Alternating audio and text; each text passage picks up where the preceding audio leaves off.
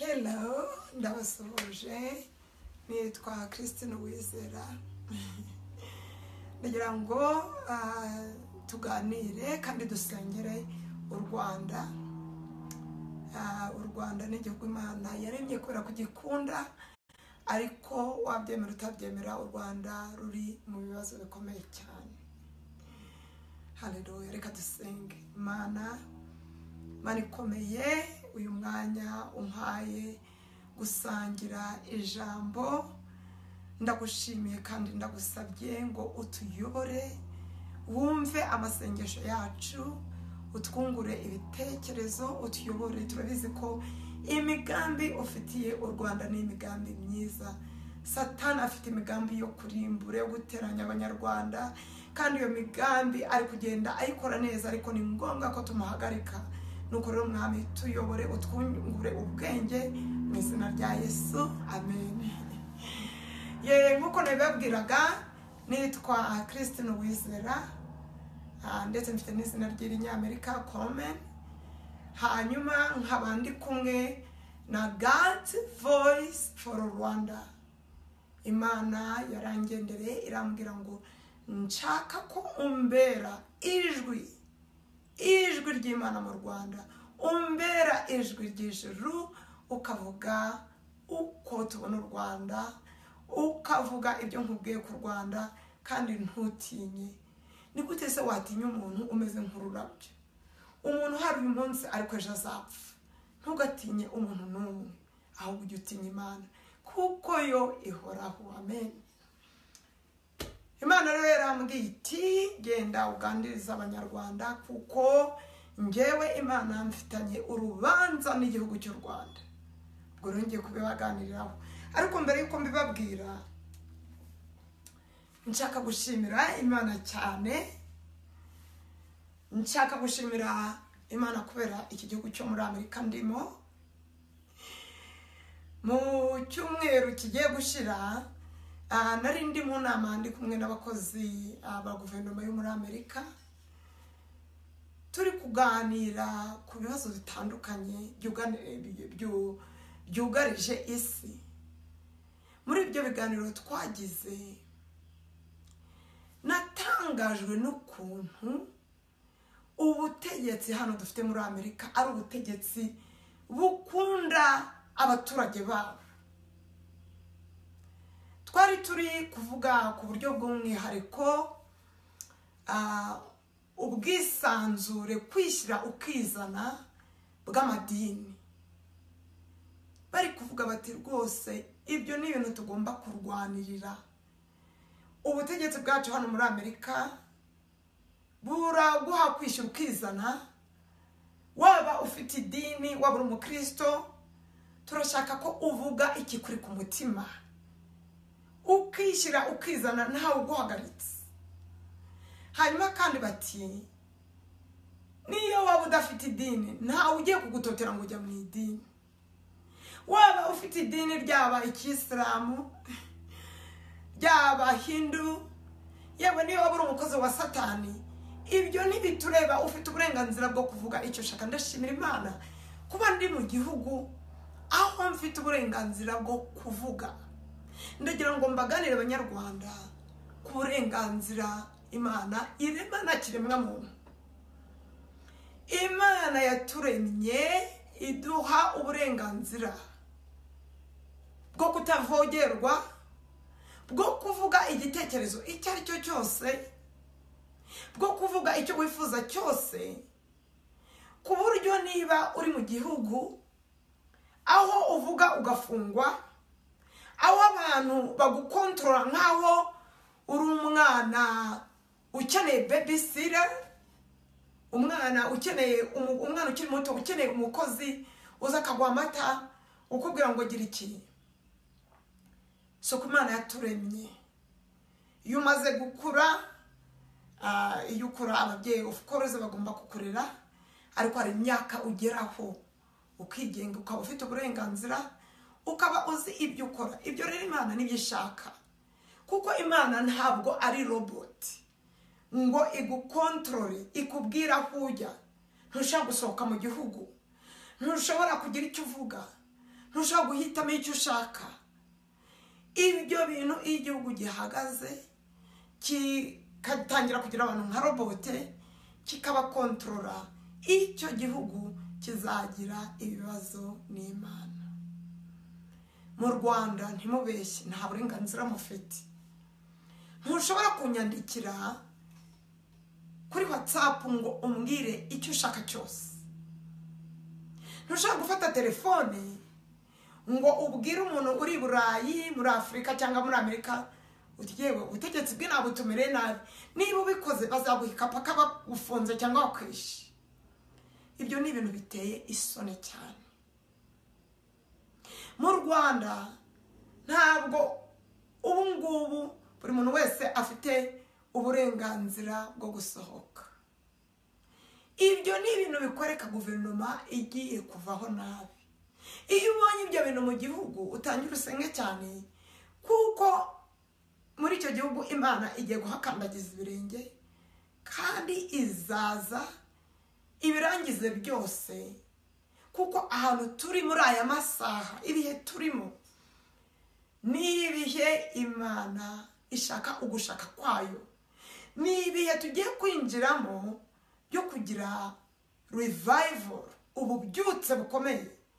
Si ububyutse gusa nk'ubwo twigeze tubona buza bukagenda. Imana yarambwiye ngo ububyutse ngiye gukora, mwabonye Yesu asura isi imyaka irenga 2000, Mwuka Wera ndamubaha imyaka 2000, nabyo birarenze.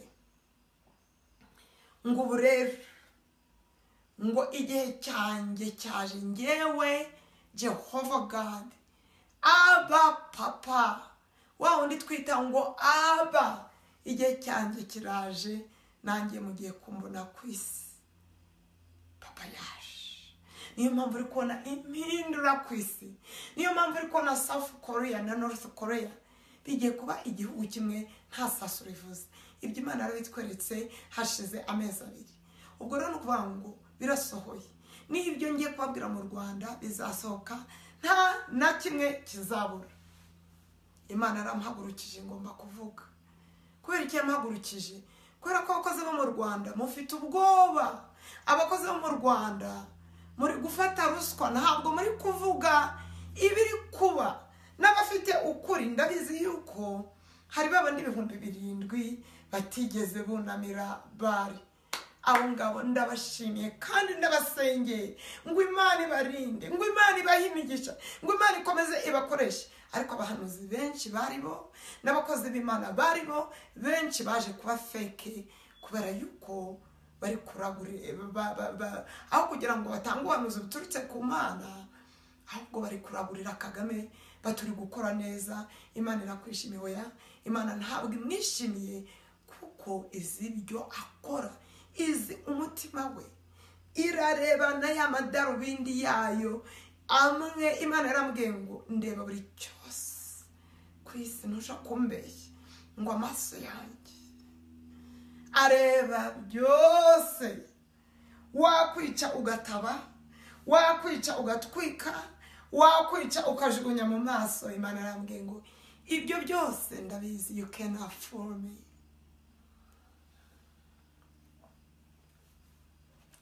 Ndashimira Imana kubera abategetsi beza bari muri kino gihugu ndimo. Abategetsi bakunda abaturage babo. Nari ndi kuvugana n'umuntu ari kumbwira ubutegetsi bwo mu Rwanda, ari kubutaka mbese. Ati urareba amajyambere Kagame yatugejejeho, urareba kuntu dusigaye tumeze nko muri Singapore, uri kutoya ko tusigaye tumeze nko muri Amerika. Wowe uri kumbwira iki? Ibyo hari undi mutegetsi wabikoze? Byashoboka. Amajyambere rwose mwayagezeho. Ndashimira Imana kandi kuri urwo ruhande ndashimira Kagame, perezida wanyu. Ariko iyo ufashe negatifu ugakuba na pozitifu, bitanga iki? Bitanga pozitifu Erega satani nuko akora, afata ibibi akabivanga n'ibyiza kugira ngo nyine igarurire abantu. Ugafata abantu ukabica, cyangwa ukabicisha, cyangwa ubutegetsi bwawe bukabica, ntugire icyo uvuga, ukavuga ngo amajyambere. Ibyo ntacyo bivuze, kuko ubuzima nicyo kintu cya mbere cy'agaciro. Uwo muntu arakomeza arambwira ati, ese hari ubutegetsi butica? Ese hari ahantu hataba kwica? No muri Amerika barica, ni Burayi wenda barica, ku isi hose barica. Ni ukuri hari difference. Inaha amabandi niyo yica, inaha n'abaturage wenda bafite umutima mubi bica, ariko ntabwo ubutegetsi bwacu bwica.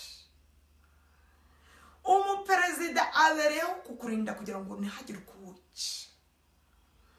Umuperezida cyangwa umwami bariho kugira ngo bakunde abaturage babo, kugira ngo babarinde ikibi cyose, babarinde n'abici. Ariko koko kugira ngo abantu bashimutwe, habeho kubeshya, umuntu baze bamufate bamukure mu rugo rwe, nibarangiza kumwica bahamagara bene wabo ngo ngwino utware intumbi. Imana ifitanye urubanza n'u Rwanda, n'urubanza rukomeye. Reka dusome Imigani 6.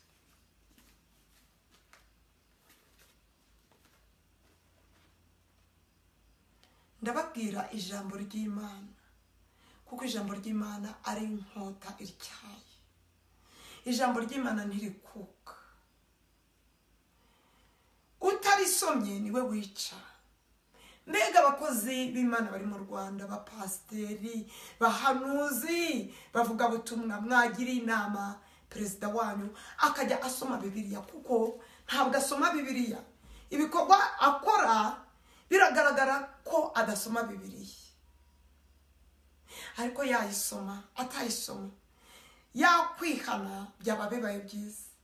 Yakwihana atihanye, Imana yaje kumukuraho. Mumubwire ngo put your house in order. Ihane agahiga sigaye ni gato, kandi Imana yamuhaye imyaka myinshi yo kwihana, arabyanga. Ubwo rero kuko yabyanze, agiye kumenya yuko Imana ari Imana. Imigani 6, reka dusome verse 16, 17. Hariho ibintu 6 ndetse 7 Uwiteka yanga bimubera ikizira. Nibi: number 1, amaso y'ubwibone, kugira kwibona, kugira pride, ukumva ko uruse abaperezida bose bo kwisi, ukumva ko ugomba kumenyekana ku isi yose. Dore ahangaha niho u Rwanda ruri. U Rwanda kera rwari igihugu cicishije bugufi. Byagenze biti? Uza ahantu muri harerekana ko mugiye gutsindwa, kubera ko ahantu muri hari ubwibone. Murashaka kwigaragaza nk'aho ari igihugu gikomeye cyane, murashaka, ntabwo muri kuri offense anymore. Muri gutanga ibisobanuro mugaragaza ukuntu mukomeye, muri kuri defense. Icyo rero ni ikintu kikwereka ko byazomye, ibintu bimeze nabi.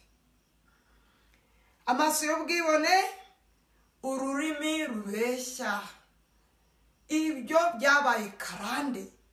Ubutegetsi buraza bukica abantu, bukavuga ngo ntabwo twishe.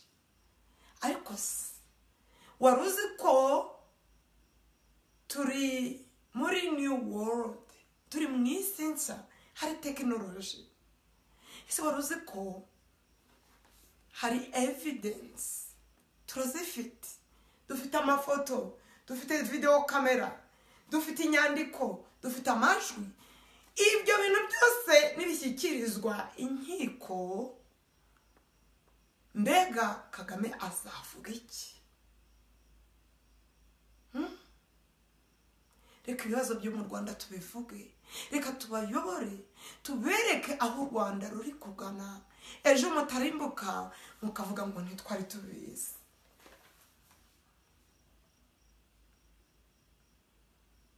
Ikintu cya gatatu Imana yanga, amaboko avusha amaraso y'utariho urubanza, umutima ugambirira ibibi, amaguru yihutira kugira urugomo, umugabo w'indarikwa uvuga ibinyoma n'uteranya abavandimwe. Ikintu ndibandaho uyu munsi ni ukuntu Imana ifitanye urubanza n'igihugu cy'u Rwanda, ruri mu mazi abira kubera kwica amategeko y'Imana. Itegeko rya mbere Imana nyeretse aho ifitanye urubanza n'igihugu cy'u Rwanda ni ukumena amaraso. Kumena amaraso cyane cyane y'abatariho urubanza. Imana yaranyeretse ifungura ijuru, inyereka mu bitabo, ndareba, ndumirwa, ndarira, ntangira kubara 10, 100 abantu bishwe amaraso atariho urubanza, 1000, 10,000, 100,000, miliyoni. Oya, Imana irampagarika, were kubara ntabwo wabivamo, were kubara ntiwabona imibare. Si miliyoni imwe, miliyoni nyinshi. Kandi ibingibi ntushyizeho babandi bishwe muri jenoside, kuko jenoside yarabaye, turabizi, twariho, njyewe nari ndi mu Rwanda. Nuko rero Kagame araza mu gahe gato yifatira isi ati ninjye wahagaritse jenoside. Ariko igihe cyo guhishura ibihishwe cyageze, Imana igiye gukuraho ibihishwe. The secrets are going to be revealed. Abantu bazabona, kuko kamera y'Imana irafotora buri cyose kiba ku isi buri munota. Nubwo wahisha abantu ntabwo ushobora guhisha Imana. Nubwo wahisha abantu ukuri ukagutaba, kuko hariho igihe Imana ireka ukuri kugatabwa, ariko ntushobora gutaba ukuri iteka ryose.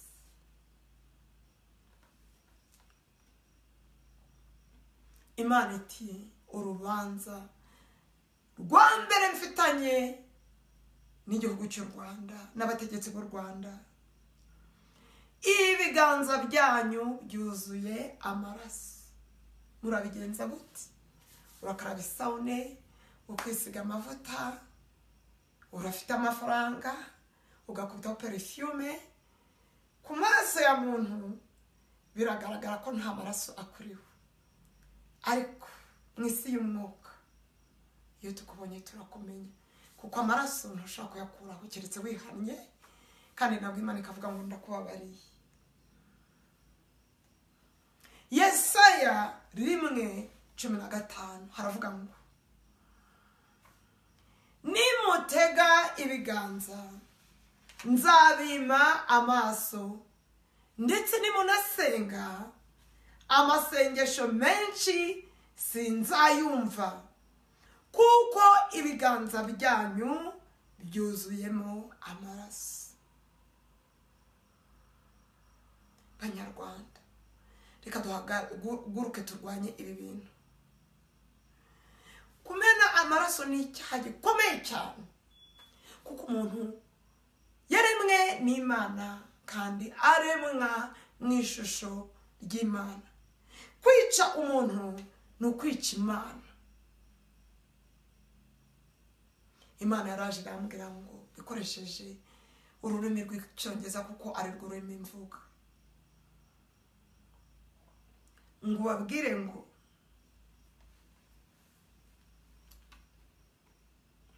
life is now yours to give. Life is now for yours to take. Ntabwo ari wowe uhitamo kurema, ntushaka kurema umuntu, ntubishobora. Imana yonyine niyo yakuremye, Imana yonyine niyo irema, ihitamo aho umuntu avukira, ihitamo aho umuntu aba, ihitamo ubwenegihugu bw'umuntu. Umuntu ntabwo ari uwawe, niyo mpamvu gukontorora abantu Imana itabyemera. Niba Imana ishyizeho umwami, niba ishyizeho perezida, ni ukugira ngo bashyire ordre, ni ukugira ngo babere ambasaderi y'Imana ku isi, ntabwo ari kugira ngo ukontorore abantu.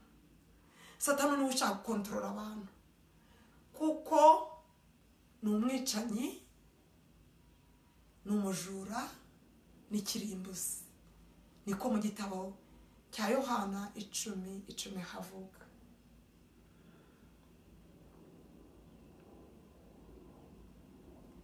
Ubutaka bw'u Rwanda bwanyweye amaraso menshi. Njyewe nta gihugu na kimwe nzi abantu bafunzwe nk'uko mu Rwanda bafunga.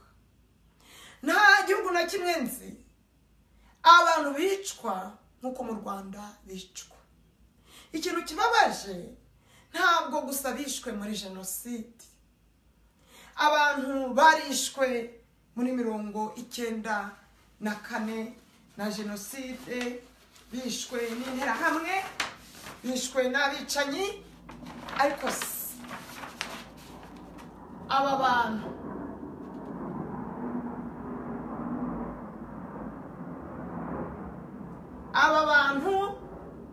bari muri teritware ikontrowe na Kagame.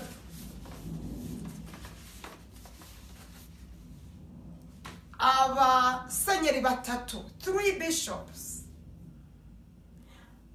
1 archbishop, abapadiri 9, umufurere umwe n'abandi ba civilians, abandi baturage. Abantu barishwe. Ninde wabishe? Njyewe ndi umukozi w'Imana, ndi umupasiteri. Umuntu wese wishwe ari umukozi w'Imana, nkabimenya,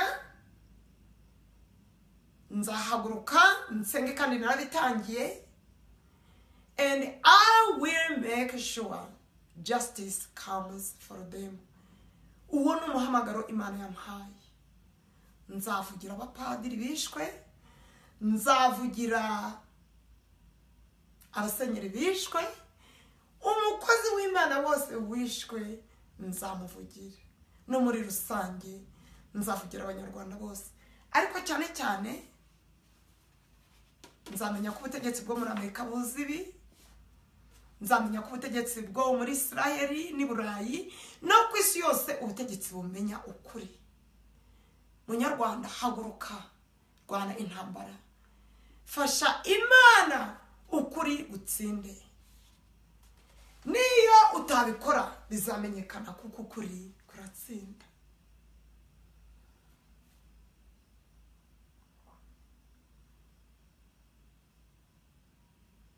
Ese wari wasoma Bibiliya mu gitabo cy'Itangiriro? Wari wahasoma? Havuga ngo iki?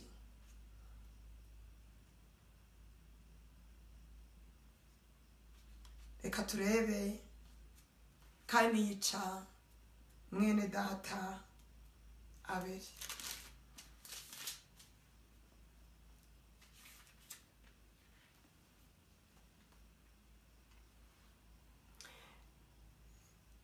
Chapitre 4 umurongo wa 8 kugeza ku 10.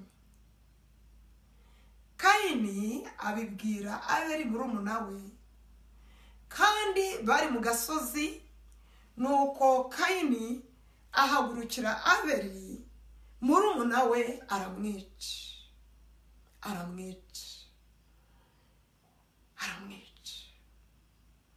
Uwiteka abaza Kayini ati, Abeli murumuna wawe arihe? Uyu yari umuntu umwe apfuye. Imana iti ye ibi wakoze ni ibiki? Ndi mwijuru Imana imaze kunyereka abo bantu bose bishwe, yarambwiye ngo nagira ngo nkubwire yuko my daughter, mwana wanjye, ngo nubwo mu Rwanda ubutegetsi bwaba bwarishe umuntu umwe gusa, njyewe Imana rurema, njyewe Imana ihoraho, njyewe Mana ikomeye, umwami w'abami, ngo njyewe Imana bizampaguruka mve mwijuru nze ku isi kumuhorera. Ngo niyo yaba ari umuntu umwe. Ntubibona hano muri Itangiriro 4:9? Nta nyoni n'imwe ipfa Imana itabizi. Iyo umuntu yishwe Imana irabimenya. Iyo umuntu yishwe Imana irabizi, irabyanga cyane. Kuko Imana iremye umuntu iba yaramuhaye destiny. Uranyumva Kagame, uranyumva abategetsi bo mu Rwanda, Imana iremye umuntu hari destiny, hari umurimo yamuhaye gukora, ariko mukemera mugakenyuza abantu ubuzima. Kubikora nuko mutazi kibategereje. Kubikora reka mbigishe, kubera ko abakozi bamwe mu Rwanda mu batera ubwani babwira ukuri. Reka mbabwire mbarokore, iyo mubikoze mutangiye intambara n'Imana. Nibyo koko Satani yabahaye amafaranga, Satani yabahaye amajyambere. Sibyo mwe mubizi ko nawe abikora? Genda usome Luka 4, genda usome Matayo 4. Haravuga ngo nunsenga wowe Yesu, ukansenga njyewe Satani, nzaguha ubwami bw'isi. Gira amafaranga Imana iguhaye, gira imigisha Imana iguhaye, ariko amafaranga Satani aguhaye uzayaryoza. Niba guhamba upfuye, amafaranga uzayajyana. Reka mbahurwenye. Hano mu gihugu cya Amerika hari umugabo wakundaga amafaranga cyane.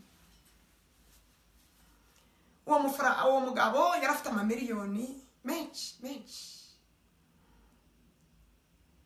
Noneho ararwara, baramubwira bati ugiye gupfa, itegure. Urabizi ko muri bino bihugu byateye imbere baraza bakakubwira bati ushigaje ibyumweru 4, ibyumweru 6, iminsi mike. Babimubwiye, umugabo aravuga, se nzabigenzane, amafaranga yanjye ngewe sinshaka kugira umuntu nyaka. Aragenda abwira umugore, mbe mugore urankunda? Umugore ati ndagukunda honey, you know I love you. Umugabo aramubwira ati gore kunkunda honey, ngusabye ikintu kimwe.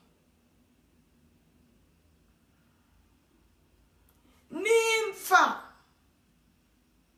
genda ufate amadolari yose mfite ibihumbi amamiliyoni ugende uyakure muri banki nibamuhamba bakanshyira mu isanduku uzashyire mu isanduku aya mafaranga ninjye wayakoreye aya mafaranga nta muntu wundi ngiye kuyaha urabinyemereye kavuze ko nkunda urabinyemereye umugore amubwira ati honey I will do this for you hashize iminsi mike umugabo arapfa apfuye umugore aravuga ati kamemu twarasezeranye twemwemerera kuba faithful sinamubeshya ariko gufata amafaranga yafasha abantu b'imfubyi abakene abarwayi kuki nabikora aragenda afata sheke amwandikira ku izina rya kanaka miliyoni nizi ashyira sheke mu isanduku umugabo bamuhambye bamuhambana na sheke ibindi ubwo urumva uko byagenze so icyo nshaka kubabwira nuko Uwiteka yaje akabaza ati Abeli arihe niyo mu Rwanda ubutegetsi bwaba bwarishe umuntu umwe bumuhora ubusa Imana arambwiye ngo namuzira imagine can you imagine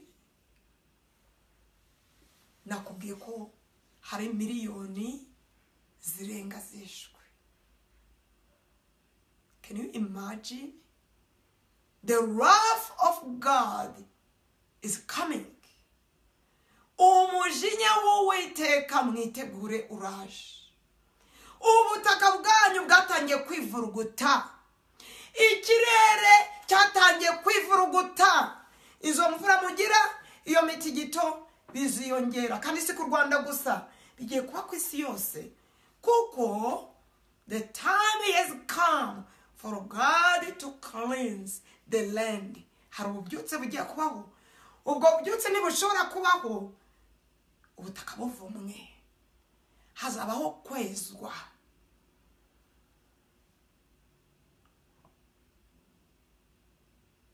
noneho Uwiteka abajije kandi ati Abeli arihe aramusubiza ati ndabizi se ndi umurinzi wa murumuna wanjye reba ukuntu amubeshye reba ukuntu zankotanyize zica abantu wazibwira uti mukoze biki ngo bigenze gutya Imana yarambwiye ngo iyo uhagaze ku kinyoma ubutaka buri munsi yawe butangira gutitira iyo uhagaze ku kinyoma ubutaka burivuruguta kugeza ubwo uzaba umeze nk'uhagaze ku mucanga inkubi y'umuyaga igakubita ngo ntabwo uzahagarara imbere y'Imana niba uhagaze ku kinyoma witegure uri mu nzira igana ikuzimu ariko si kuki wajya ikuzimu kandi hariho kwihana hariho guhinduka Imana iri kuguha chance were gushyira trust mu mafaranga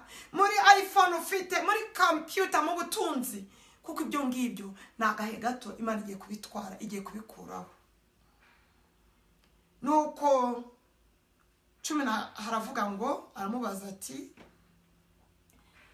icyo wakoze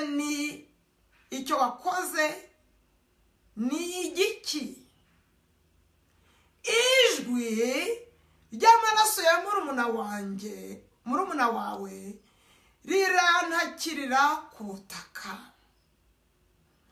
none uri ikivume ubutaka bwanga bwasamuye akanwa kabwo kwakira amaraso ya murumuna wawe ukuboko kwawe kwavurishije wabibonye iyo wishe ijwi ryo wishe ntiriceka wowe ugize ngo urishe ukoze ibikomeye nobody is going to bother you ko nta muntu uzongera kukusumbuwa ugize ngo ugize amahoro ahubwo noneho ugiye gutezwa ibisazi. Iyo wishe ijwi rirabwejagura, ubutaka bunywe amaraso buba ikivume, intambara ibitangiye. Wa wundi warwanyaga bucece noneho ahubwo agiye kukurwanya afite n'imbaraga zikomeye. Kuki wowe nk'umuturage ugomba kubimenya? Ibi ni ngombwa ko ubimenya kuko Imana nyeretse yuko igihugu cyose kiri mu nzira igana ikuzimu, kubera ko umutegetsi mwatoye ari gutura ibitambo abiha Bali, abiha Satani. Amaraso narabibabwiye ni currency, ni power. Urabyibuka hamwe bavuga ngo mwaguzwe igiciro gikomeye. Kubera iki? Amaraso ya Yesu ni igiciro. Amaraso y'umuntu ni money, ni dollar, ni currency, ni wo Kagame yakuye imbaraga. Ariko no more, kubera ko Imana guhera umwaka ushize iri mu Rwanda kandi intambara yarayitangiye. Mwere kureba abacengeza aha ngaha, mwere kureba izindi ntera hamwe, oya mubanze murebe intera hamwe ziri mu Rwanda. Umena amaraso ubu ngubu kandi azukuri azi ibintu twakiyemo, wowe ni intera hamwe iteye ubwoba kurusha intera hamwe muri 1994. Igihugu cyose cyo mu Rwanda kiri mu muriro, kiri kugana mu muriro. Kubera ko ijambo riravuga ngo iyo impumyi iyoboye abandi ngo izabajyana bazagwa mu cyobo. Iyo mpumyi nta yindi mukurikiye ni Kagame, kuko yigisha abantu kwica. Ibyo sibanga birahari kuri video zirebwa ku isi yose, aho avuga ngo nge sintinya kwica. Life is now yours to give. Life is now yours to take. Banyarwanda, hari ibyaha ukora ku giti cyawe, ariko hari n'ibyaha ukora by association. Iyo Sawuli yari kumwe n'abicaga batoteza itorero, imbere y'Imana yari umwicanyi. Nawe niba uhagararanye n'umwicanyi ukamushyigikira, ukamutora, ukamukomera amashyi, ntugire icyo uvuga, nawe imbere y'Imana uri umwicanyi. Igihe kirageze ngo mwitandukanye. Niba mugenzi wawe bamwishe, itandukanye. Ntuceceke ngo nge batankoraho, aho gusenga ubaza Imana uti nkora iki. Gukora ibyiza n'ibibi ukavanga, abantu bahaguruka bati ko muri kwica abantu, mukabereka ngo Kigali ngo is the cleanest city. Wari wumva whitewashed tombs? Zamva basenga irange ry'umweru, abantu bakazigendaho bari kwirata bareba, murebe izimvi, murebe izi tombs, muzirebe, zirarabagirana, ariko imbere hari amagufa yaboze. Ushobora gusa neza mu buryo buboneka inyuma, ariko icy'ingenzi, what's inside. Imana ifitanye urubanza n'u Rwanda. Ikintu cya mbere twabonye, ibiganza byanyu byuzuye amaraso. Ubutaha tuzareba ikirego cya kabiri cy'Imana. Kandi Imana ni righteous judge. Imana ntushaka kuyiha ruswa. Imana ntushaka kuyibwira ngo nduyu oya, ukuri niko gutsinda. Because righteousness and justice are the foundation of your throne, O God. turasoza na Yesaya 2:11-12. We will close with Isaiah 2:11 and 12.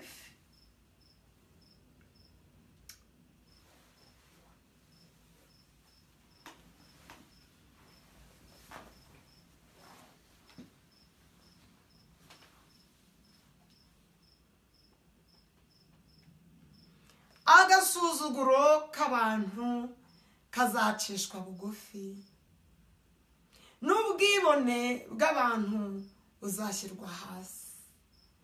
Uwo munsi Uwiteka niwe uzogezwa wenyine. Uwiteka azogezwa. Ntabwo abantu bazongera kogeza umuntu batireba ibintu yatugejejeho. Uwiteka wenyine niwe uzogezwa, kuko hazaba umunsi w'Uwiteka Nyiringabo wo gutungura ibyibona n'ibigamika byose n'ibintu byose byishyira hejuru bizacishwa bugufi. Bapasiteri, bakozi b'Imana, murihe ko muri kugira ubwoba ntimuvuge ukuri? Ese muzi imigambi Satani afitiye u Rwanda? Iyo migambi iri kuyikora 90% ko mutari guhagarika Satani. Imigambi Satani afitiye u Rwanda, it is to change Rwanda from being a sheep nation to a goat nation. Niyo mpamvu mu gihe kiri cy'amezi 2 bari bamaze gufunga 6,000 bisaga bya Eglise. Ntiwibwire ngo nugushaka kuba protege. Oya. Satani yaratangiye umugambo ukomeye mu Rwanda kugira ngo u Rwanda agihindure nk'Uburusiya. Niyo mpamvu perezida wanyu ari mu Burusiya, kugira ngo agihindure nk'Ubushinwa, kugira ngo agihindure nk'ibihugu bisenga ibigirwamana. Mbere y'uko ujya kwigisha bakabanza bakakubwira ngo uratwereka ibyo urigisha. Mbere y'uko ujya kwa pasiteri ugomba kubanza ukemerwa na guverinoma, ugomba kubanza ukajya mu ishuri. Imana yarambwiye ngo babwire, ningewe uhamagara, nta wundi mutegetsi uhamagara. Ningewe wahamagaye Yohani Batiste, ningewe wahamagaye intumwa, abarobyi batari barigeze kwiga, ndabigisha, ndabaforma. Si ubutegetsi bahamagara abantu. Kuba ubutegetsi bahagurutse bugatangira kurwanya Eglise, bugatangira kurwanya itorero, bugatangira kurwanya abakozi b'Imana, barenze itara ritukura. Intambara barayitangiye kurwana n'Imana, nuko batabizi, ariko kuko batabizi bagiye kubibona. Dukora iki? Agaye gasigaye ni gato, nako kwihana gusa. Amahinduka araje, ubucamanza budaca ibicuma buraje. Ntabwo buzareba ngo uyu ni Kagame, ntabwo buzareba ngo uyu ni uyu, ngo iki ni iki. Umucamanza w'ukuri araje uca imanza. Banyarwanda twihane, reka dusenge. Mana, tubabarire ibyaha byacu. Forgive the sins committed by Rwandans, to shed innocent blood, to kill people as something that has no value. Forgive us, oh God, for sacrificing the blood. Forgive us. We stand in the gap. We, the people, who fear your name, we stand in the gap and we say, God Almighty, forgive us. Cleanse Rwanda. Forgive the sins committed by our government, by our leaders, by those